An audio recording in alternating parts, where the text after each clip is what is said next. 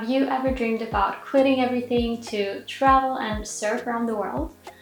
Well, 2 months ago, that's exactly what I did. In a few weeks, I'm flying to my first destination, making this the start of a journey that I've dreamed about for a very long time. If you're into traveling, to surfing, or you just have thoughts about leaving your 9 to 5 to do something a little bit different, then you might want to stick around and subscribe to this channel. Because for the coming 6 months, I will be posting about my travels, sharing what it's like to take the leap, chase your dreams, and live life a little bit differently. I'm gonna be traveling Southeast Asia for 6 months, and then we'll see what I do when I get back home. This is one of 3 videos I'll be posting prior to my trip as part of a pre-travel mini-series. In this first video of the series, I will be talking about why I left my job and what my plan for these 6 months is.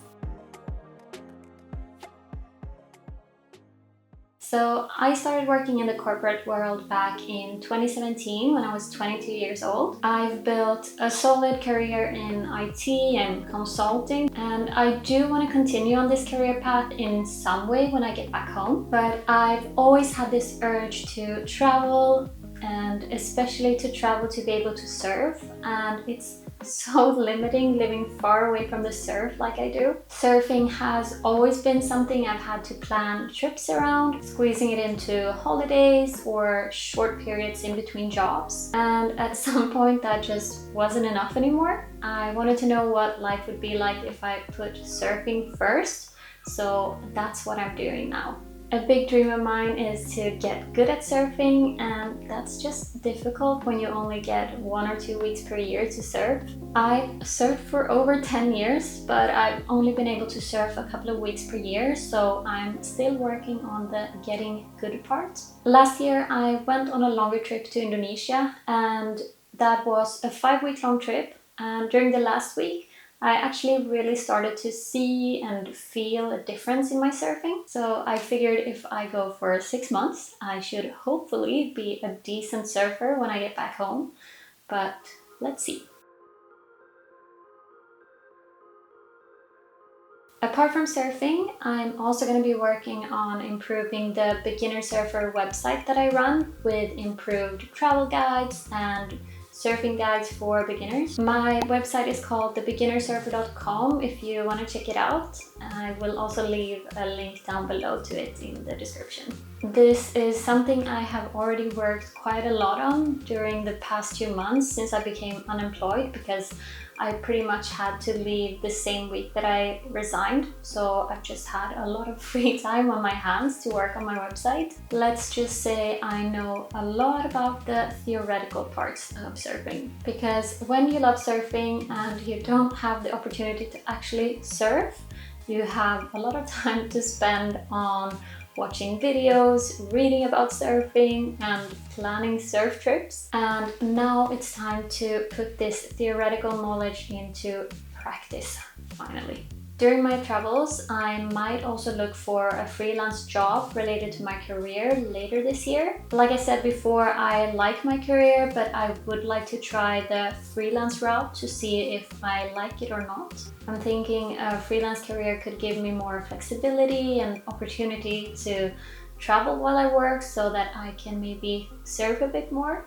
But I'm not sure how easy it is to find a freelance job. I'm not sure if it's paying high enough to pay for my bills, and I'm also a little bit afraid that I'm gonna feel a bit lonely if I don't have an office to go to or colleagues. Still, I feel like it's the kind of thing I would regret not doing, and if I don't like it, I could always go back to a more traditional career. Lastly, I also plan to study a university course on the topic of strength training. I took a cardio and endurance fitness course from the same university before summer, and I learned so much about fitness, how the body works, and how you should work out when it comes to cardio and endurance fitness. So I really want to study this strength training course now as well. I feel like it's such a good topic to learn in general, and for me specifically, it's very interesting to learn how I can apply proper scientific knowledge to my surf strength training. So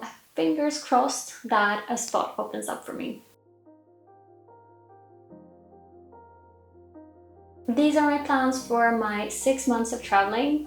My biggest goal is, of course, to get better at surfing and just have fun. So I'm not going to be overworking myself with freelance gigs or with studying. I just want to have something to keep my mind engaged on those slower days.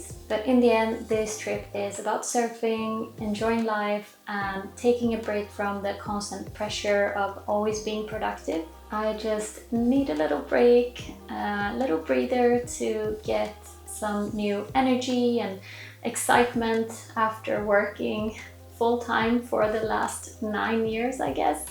As you might be able to tell, I love content creation, especially when it comes to traveling and to surfing. So I will be documenting my journey through vlogs and through travel videos on this channel. You'll get to follow along as I go surfing, when I visit new destinations, and maybe even some behind the scenes when I work on my website, or if I end up taking a freelance gig or studying. Just let me know if there's anything specific you would like to see.